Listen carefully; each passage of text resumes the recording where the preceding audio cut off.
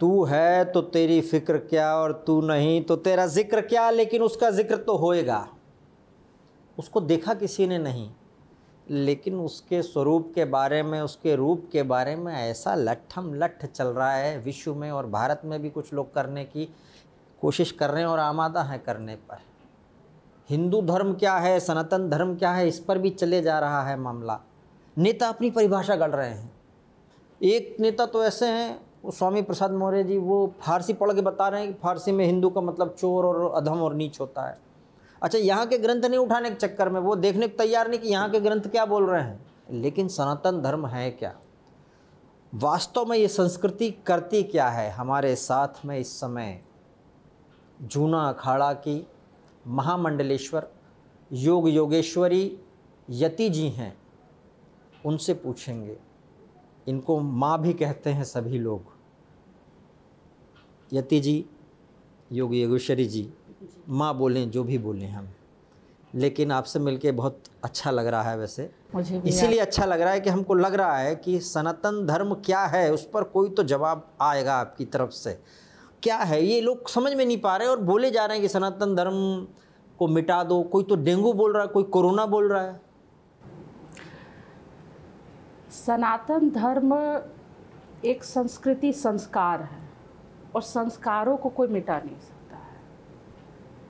उसकी जो नींव है, जो शुरुआत है, सृष्टि जब आदि से जब आरंभ हुआ है, जब हम मानते हैं कि मनु शत्रुपा या कोई प्रथम स्त्री पुरुष, वहाँ से चला आ रहा है। क्या हमारी मर्यादा, क्या हमारी विचारधारा है, जीवन शैली, भोजन, सारा चीज़ आप उसको मिटा ही नहीं सकते हैं।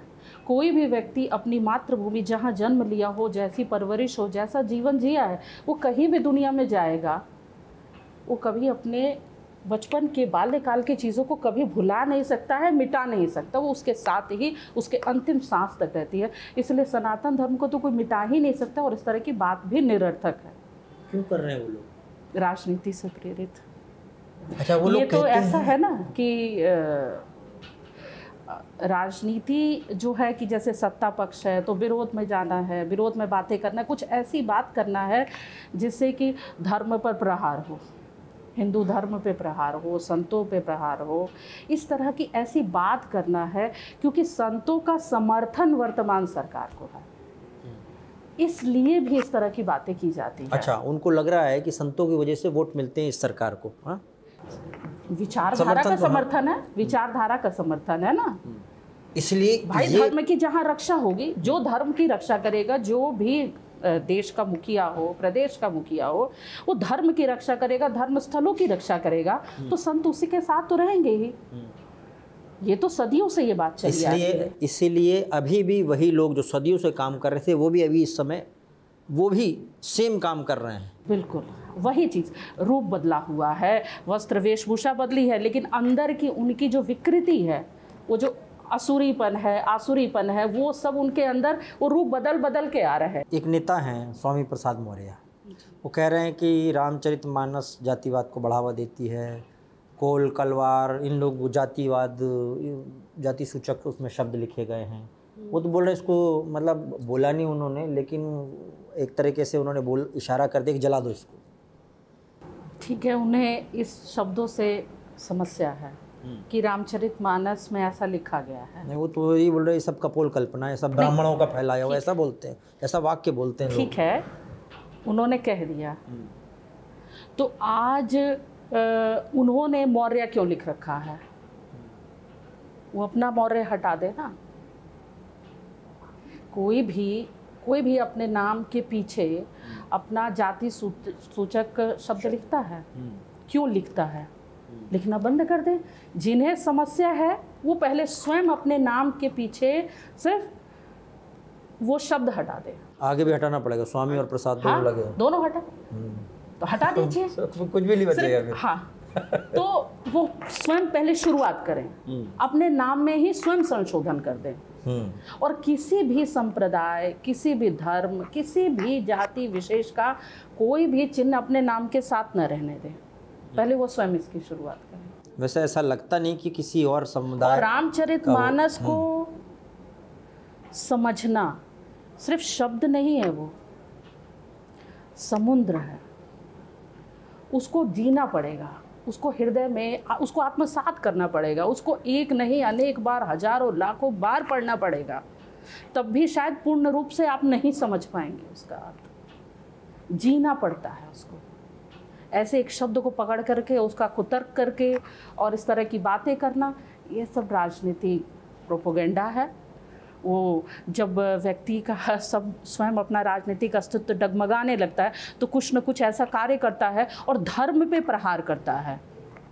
वो सोचता है कि धर्म में प्रहार करे तो हमारा जो एक समुदाय है वो बड़ा संतुष्ट हो जाएगा, लेकिन इससे कुछ लाभ तो होता नहीं। एक बात देखी मैंने, लेकिन वो ज़्यादातर प्रहार सारे या तो सनातन या हिंदू से संबंधित होते हैं, और किसी के ऊपर उनके करने की या तो हिम्मत नहीं है या कुछ और है। करना तो चाहिए भी नहीं, अच्छी बात है, हिम्मत ही नहीं है, हिम्मत नहीं, क्योंकि दूसरे लोगों की, दूसरे धर्मों की अपनी एक एकता है। वो ठीक है, मुस्लिम में है, ईसाई में है, ऐसा नहीं कि उनमें भी कई जातियां नहीं होती हैं, बिल्कुल होती हैं, आप सभी जानते होंगे। लेकिन फिर भी जब उनके अपने धर्म की बात होती है तो कभी भी किसी एक अलग अलग वो नहीं होते हैं, वो एक समूह में हो जाते हैं। और हम हिंदुओं में इसी की कमी है। ऐसा क्यों है?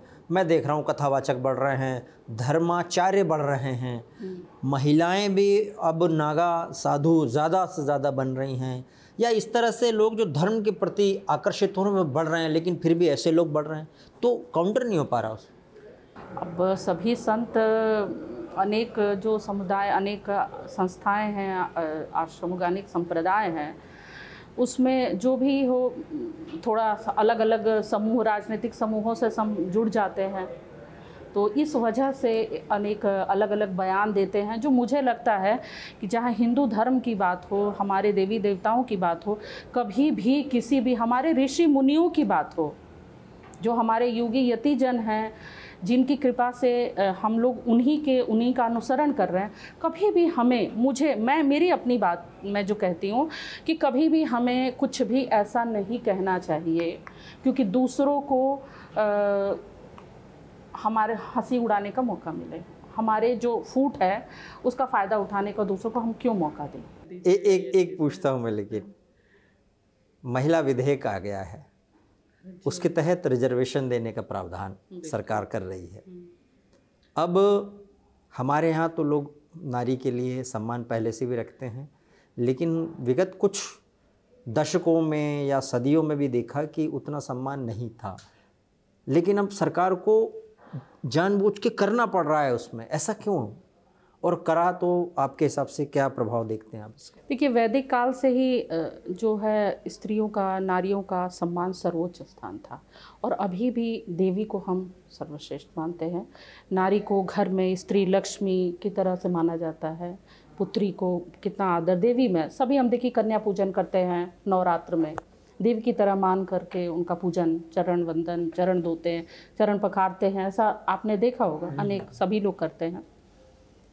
लेकिन जो बीच का काल रहा, जब दूसरे इस्लाम और अन्य धर्मों का वो आए जब, तो उसमें क्या हुआ कि स्त्रियों की दुर्गति होने लगी, स्त्रियों को सिर्फ देह समझा जाने लगा, उनका व्यापार, उपभोग, हाँ, कि बस इतना ही उन्होंने सोचा कि संतान पैदा करना और बस उपभोग की हमारी वस्तु, इसके सिवा स्त्री कुछ नहीं रहेगी उनके लिए, क्योंकि हिंसा ही, उनके धर्म का आधार ही हिंसा था।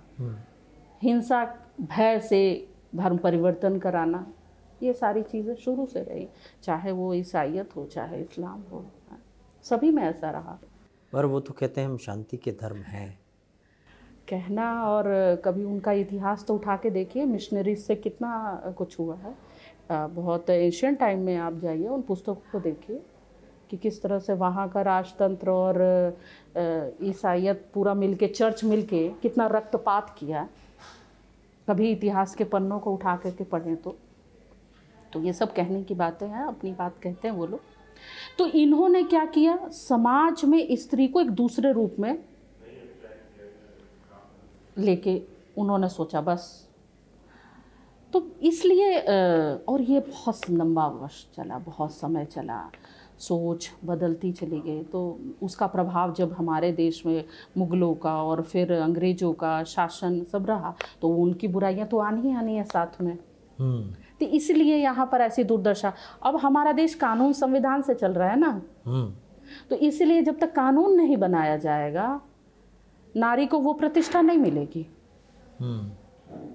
तो इसलिए कानून बनाना अति आवश्यक है। संत तो कहते ही रहते हैं, लेकिन ये देश संविधान कानून से चल रहा है, कानून अति आवश्यक है और ये बहुत बड़ा कदम है, बहुत सराहनीय कदम है। कुछ लोग कहते हैं हिंदू राष्ट्र होना चाहिए, तो फिर उनके विरोधी कहते हैं कि संविधान से चलेगा या हिंदू के हिसाब से चला गया? ना, हिंदू राष्ट्र होना चाहिए, लेकिन हिंदू सिर्फ देवी देवता की पूजा करने वाला हिंदू नहीं है। सिंधु के इस पार जितने सभी हिंदू हैं, सभी हिंदू हैं, कोई माने ना माने सभी हिंदू हैं, तो हिंदू राष्ट्र होगा। तो फिर जरूरत क्या है, सभी लोग तो रह रहे हैं। हाँ, तो नाम तो होना चाहिए ना। अब आपका नाम भूपेंद्र जी है, एक नाम तो है, एक पहचान तो है, और नाम से आपकी एक पहचान तो बनेगी। कहते हैं हम अपने बच्चे का नाम ऐसा रखें जिस पर उसका प्रभाव हो, नाम का प्रभाव होता है। तो प्रभाव, जैसे भारत शब्द आया, भारत पहले ही से ऐसा हम सोचते थे कि भारत शब्द आया है, तो आज उसकी शुरुआत भी हो गई है। तो हम नाम संस्कार करते हैं, बहुत अच्छा नाम चुनते हैं, ऐसा नाम रखें। तो हम नाम परिवर्तित कर रहे हैं, तो क्या दिक्कत है? नाम रखना चाहिए, अच्छा नाम रखना चाहिए। ऐसा हमने इसीलिए गुरुजनों से, ऋषि मुनियों से, जो गुरुजनों से हम कहते हैं महाराज जी मेरा ये बच्चा है, ये बिटिया है, बेटा है, जरा कोई अच्छा नाम बताइए। अच्छा नाम का मतलब क्या है? ऐसा नाम के शब्द से ब्रह्म है ना, शब्द का महत्व है ना। हम आप संवाद कर रहे हैं, शब्द से ही तो कर रहे हैं, वाणी है, शब्द है, तभी तो संवाद है। और जैसे शब्द निकलेंगे वैसे ही ऊर्जा प्रकट होगी। तो शब्द अच्छे होने चाहिए, एनर्जी, ऊर्जा। तो शब्द ऐसे होने चाहिए, ऐसा नाम देश का, प्रदेश का। देखिए पुराने समय में दक्षिण में आप देखिए, ऐसे जो नगर होते थे वो मंदिरों के ही नाम होते थे। जैसे तिरुवनंतपुरम है, नाम हुआ है, तो नाम का प्रभाव पड़ता है। इसीलिए नाम भी अपने देश का ऐसा होना चाहिए जो हमारी पहचान, हमारी संस्कृति को बताए। एक चीज़, आखिरी प्रश्न, अभी जूना अखाड़ा किन किन जगह पर किस तरह से कार्य कर रहा है? आप किस तरह के कार्य देख रही हैं अभी? क्योंकि लोग कहते हैं जूना अखाड़ा या सनातन धर्म के लोग क्या कर रहे हैं इस समय?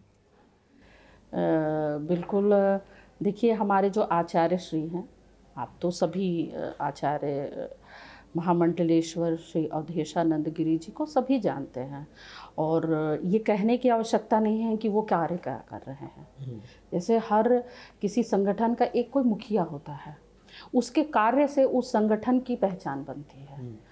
तो वो हमेशा सनातन धर्म पर बोलते रहते हैं। नहीं, मैं उन विरोधियों की बात कर रहा हूँ। वो कहते हैं ये क्या कर रहे हैं, तभी तो वो इस तरह की बात कर रहे हैं, डेंगू या कोरोना टाइप की बात।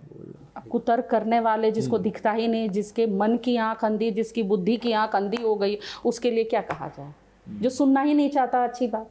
अगर मैं आपसे कोई अच्छी बातें करना चाहती हूँ, आप सुनेंगे ही नहीं, तो अगर मैं कुछ भी बोलती रहूँगी, आप नहीं सुनेंगे, नहीं समझेंगे, तो आप समझना ही नहीं चाहते हैं। इसके लिए उनकी परवरिश, उनके शुरू से जो उनके व्यवस्था रही है, जिस तरह के वातावरण में वो पले बड़े हैं, तो वो संस्कार नहीं मिला, इसलिए नहीं सुन रहे हैं। सनातन धर्म ये है, आपसे जाना।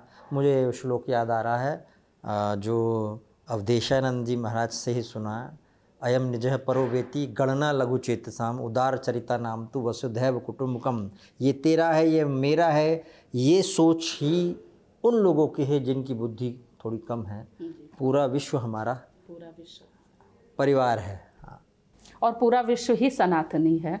इसको स्वीकार करेंगे और करेंगे सभी। नमस्कार।